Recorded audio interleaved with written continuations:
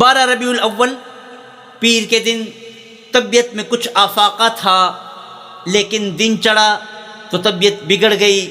زندگی کے آخری دنوں میں سب سے زیادہ قرب اور سب سے زیادہ خدمت کی توفیق سیدہ عائشہ صدیقہ رضی اللہ تعالی عنہا کو حاصل ہوئی۔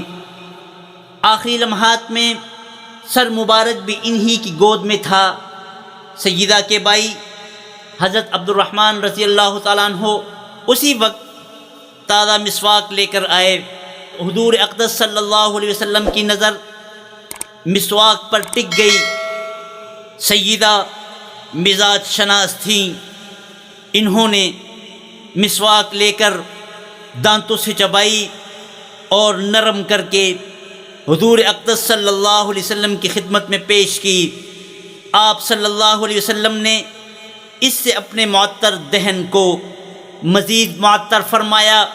سیدہ عائشہ صدیقہ رضی اللہ تعالی عنہا اس پر فخر فرمایا کرتی تھیں کہ جب حضور اقدس صلی اللہ علیہ وسلم رفیق اعلیٰ سے جا ملے ہیں تو دہن مبارک میں میرا بھی لعاب دہن تھا، اس کے علاوہ حجرہ بھی میرا تھا، باری بھی میری تھی، اور میرے کندھے اور گردن کے درمیان ہی آپ کا سر مبارک تھا۔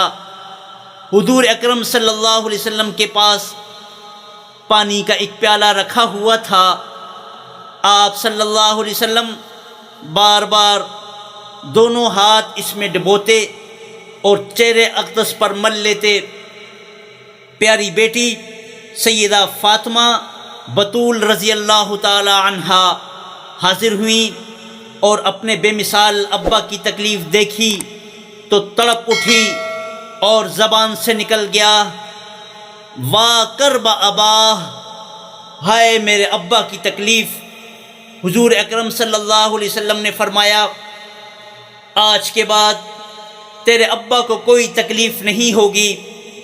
پھر بیٹی کو قریب بلایا اور ان کے کان میں کچھ بات کہی، وہ رو پڑی، پھر کچھ اور کہا، وہ مسکرا پڑی۔ بعد میں سیدہ نے بتایا، حضور اقدس صلی اللہ علیہ وسلم نے پہلی بار فرمایا تھا میں دنیا کو چھوڑ کر جا رہا ہوں، اور دوسری بار فرمایا تھا کہ میرے اہل بیت میں سے سب سے پہلے تم ہی میرے پاس پہنچو گی۔